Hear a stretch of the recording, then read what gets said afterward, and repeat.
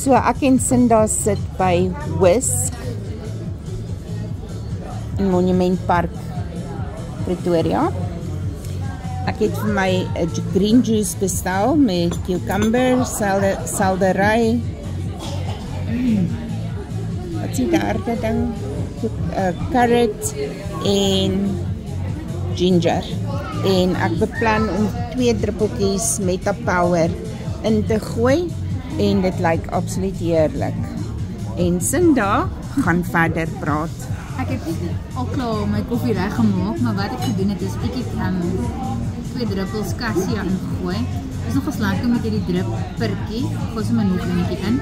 Maar ek wil eintlik vir die geheim vertel. Ek het vanoggend al die parkrun gedoen. So ek het al sommer in die kar 2 druppels Meta PVR in my mond gegooi. Omdat my bloedsuiker ek nog geëet het vandag nie. So my bloedsuiker, ek dink 2 stukkies appel geëet. My bloedsuiker is nie level nie. En ek voel actually nou baie beter. So die koppie koffie is nou regtig boere troos die tyd van die middag.